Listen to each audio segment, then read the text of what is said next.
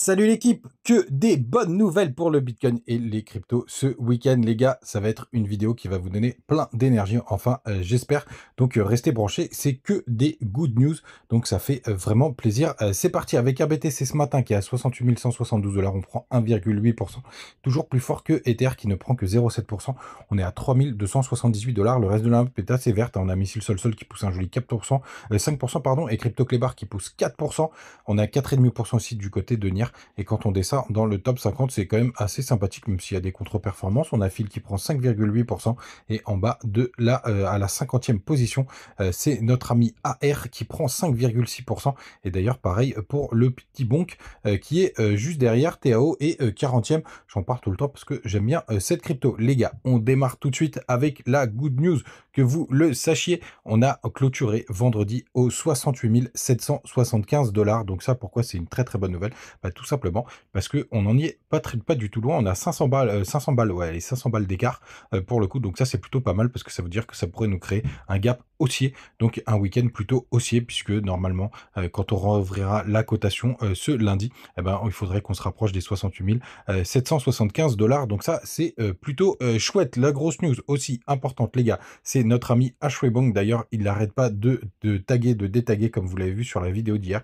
Le petit logo buy n'arrête pas de bouger dans tous les sens. Donc regardez, c'est vraiment encore une fois en direct live et c'est aux alentours des 68 000 $ que tout simplement il sera activé ou pas. Et on attend évidemment cette semaine d'avoir cet indicateur qui pète. Alors n'oubliez pas les gars, tout simplement par le passé, c'est pas une zone de, enfin c'est une zone de bottom, hein. Ça veut pas dire qu'on va partir to the moon à partir de là. Vous voyez, il y avait une petite correction. Ici, on avait une toute petite correction après des bougies vertes. D'ailleurs, ça ressemble plus à ça. Et vous voyez, il y a même une bougie, une mèche dégueulasse. Donc les gars, c'est juste qu'on est sur des très bonnes zones pour avoir un autre mouvement haussier. Et si on revient dans le passé, regardez juste ici. Ça, c'était vraiment top. Pour le coup, ça a été le déclenchement du bull run. Pour le coup, donc ça, c'est plutôt sympathique. Et quand on revient pareil par le passé, à chaque fois, c'était des très bonnes zones de réaccumulation. Donc, plutôt chouette, les gars. On attend de près cet indicateur qui se valide, mais ce sera pas avant ce week-end. Et si c'est pas cette semaine, ce sera peut-être la semaine d'après. Mais n'oubliez pas, ce n'est pas le bottom parfait qui est donné par cet indicateur du côté d'Ishimoku en weekly. Hop, on met notre petit nuage, on voit qu'on a été vraiment supporté, même en front run, c'est-à-dire qu'on l'a même pas touché à la Tenkan qui était aux alentours des 62 800 $. Donc pour le coup, pour moi, on a encore une dernière jambe haussière minimum pour le coup, mais n'oubliez pas, je serais pas surpris quand même que dans quelques temps, on ait quand même cette correction qui nous pend au nez. Et d'ailleurs, à côté du daily, pareil, on est repassé bullish sur tout. Pour le coup, il manque quand même que la Kijun repasse au-dessus du nuage. On pourrait y arriver dans quelques jours. La lagging span est repassée au-dessus du nuage, donc en daily. Pour le coup, c'est hyper bull, c'est hyper propre. C'est vraiment sympathique. On va redescendre après dans les petits time frames pour voir ce que ça donne. Hop, et on va passer du côté d'abord de notre ami CoinGlass. Là, on est toujours avec les bandes de Bollinger. Regardez, c'est magnifique. On a essayé de la travailler, mais on a repris direct. Donc la target d'après les bandes de Bollinger, c'est d'aller chercher hop les 60. Ouh là là, où est-ce que je vais y arriver? 72 000 $, 73 000 même quasiment, le haut du range. Est-ce qu'on va se faire rejeter une nouvelle fois? C'est ce qu'on va voir. Ce qui est plutôt pas mal aussi, c'est que les fundings, regardez, ils ne sont pas au 0,01. On continue d'essayer de s'en approcher. Pour le coup, moi, je suis toujours dans mon petit long ETH. On ira jeter un œil tout à l'heure. Donc, des news et des infos qui sont assez bullish. Il n'y a que 62 millions, pardon, de liquidation. Donc ça, c'est plutôt pas mal. Est-ce qu'on va avoir les chiffres de vendredi des ETF? Est-ce qu'ils sont sortis? Ouais, bon, on a encore, c'est pas énorme, mais on a 50 millions qui sont rentrés. Ça, c'est plutôt pas mal. J'espère que ils mettront sur CoinGlass les chiffres des ETF, ETH, parce que pour l'instant, c'est pas encore les cas. Les gars, juste petit aparté, après, avant de repartir sur BTC, vous avez une fonctionnalité du côté de BitGet qui est plutôt sympathique. Ça s'appelle le pre-market, le pré-marché. Et là, actuellement, vous voyez, c'est plutôt chouette. Vous avez le Cathy Citizen, notamment. Je vous laisserai aller faire vos propres recherches et c'est hyper intéressant ces trucs-là parce que ça veut dire que vous pouvez vendre des paquets. Vous aviez la même chose, notamment du côté des ordinals. Et donc là, c'est à peu près le même principe. Vous pouvez vendre des paquets pour acheter des cryptos avant même qu'elles soient sur le marché. Donc ça, c'est plutôt chouette. C'est assez intéressant. Donc allez vous renseigner du côté de Cathy. Mais c'est une fonctionnalité qui est plutôt chouette du côté de BitGet. Donc n'hésitez pas à aller jeter un œil. L'équipe, c'est plutôt assez drôle. Bien évidemment, ça ne vous garantit pas d'avoir des grosses performances, mais je trouvais que c'était plutôt pas mal si vous avez des cryptos sur lesquels vous voulez rentrer avant que ce soit listé. Pour le coup, c'est une fonctionnalité qui est vraiment sympa. Et comme d'hab, vous avez les liens de BitGet en commentaire et sur les pages d'accueil. Du côté du BTC, on revient dessus parce qu'il y a quand même quelques petites choses à voir. Donc, souvenez-vous, je vous parlais d'héliotisme, etc. Je pense qu'on va avoir une dernière vague haussière et qu'après, on aura effectivement une plus grosse correction. Donc, attention les gars, il faudra faire vraiment attention. Et pour le coup, cette correction, il faudra regarder avec nos amis les Fibonacci pour le coup parce que bah, on pourra avoir une correction qui soit quand même assez costaud, hein. Du coup, ça nous emmènerait en septembre ou pourquoi pas enfin, ou même sur la fin août, hein. Je prévois quand même toujours cette petite correction supplémentaire. On va supprimer ce Fibo pour que ce soit plus lisible. Hop, et si jamais on va chercher par exemple les 73 000 $, hop, on va prendre notre petite loupe de 73 000 $ à peu près, hein. Je vous fais un à peu près là, juste là, ben, vous avez les 0,618. Pardon, il n'est pas à l'endroit.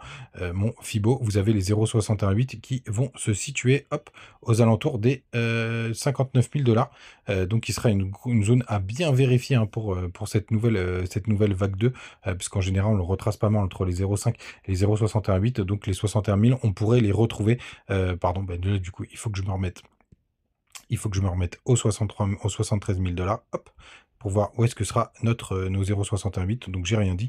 Il sera aux alentours des 60 000 $, 61 000 $. Donc, c'est plutôt pas mal. Donc, ce sera une zone. Je pense qu'on reviendra travailler, quoi qu'il arrive, que vous l'ayez en tête. Les gars, on passe vite fait sur ETH parce qu'il y a quand même pas mal de choses à dire. Vous le savez, moi je suis toujours en trade sur mon petit trade ETH. Regardez, il se passe plutôt pas mal, hein, 276% pour le moment. Hop, et regardez, c'est très très propre. On essaye d'aller travailler cette zone d'imbalance, hein, qui est juste là. Je vous ai tracé le trait, hier. On essaye de le travailler. Donc finalement, BTC est encore plus fort que ETH sur ce rebond, hein. On peut le voir d'ailleurs sur ETH BTC. On a pareil travaillé cette belle zone d'imbalance là qui fait office de support, hein. Je vais pas vous refaire la messe parce que je vous en ai déjà parlé pour le coup, mais c'est vraiment très très propre ce qui se passe de ce côté-là. Par contre, il faut que ça tienne, hein, les gars. Je vous le dis, ça c'est vraiment quelque chose d'hyper important. Il faut impérativement que ça tienne parce que sinon, c'est plutôt une mauvaise nouvelle pour le coup du côté de la BTC dominance.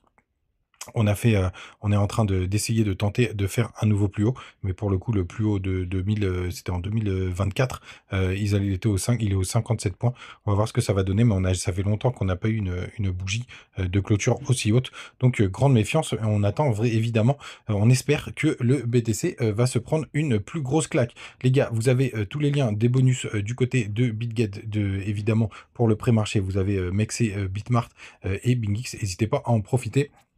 Allez, rapidement, même si ça fait une grosse vidéo, c'est pas grave. Sachez que je recharge énormément sur Mintlayer.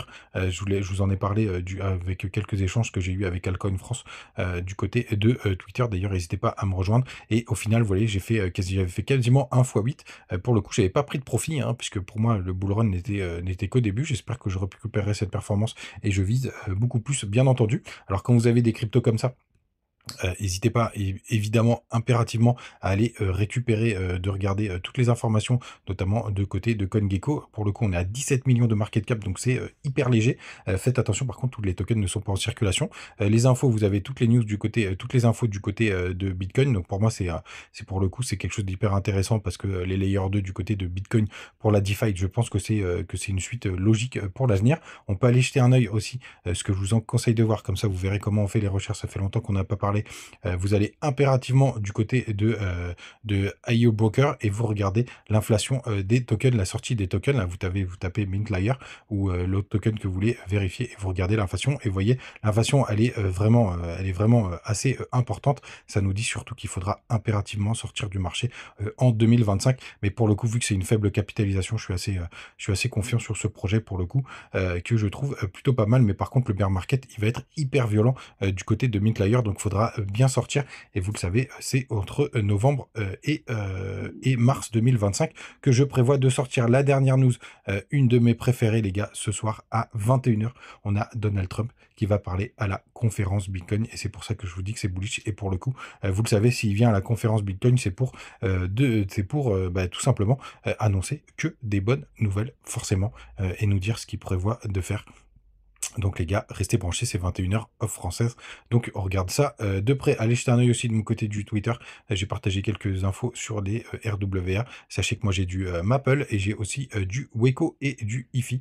Maintenant je vais aller Dior. Toutes ces informations, je vais aller Dig, EMP et CGT. Je vous partagerai les analyses du côté du groupe Telegram. Les gars, gros vis vidéo ce matin. J'espère que ça vous a plu. Mais pour le coup, beaucoup d'infos. N'hésitez pas à me laisser un petit commentaire pour dire que je suis le plus beau et que je suis le meilleur. Non, je plaisante les gars. En tout cas, passez un très très bon week-end. À demain. Ciao.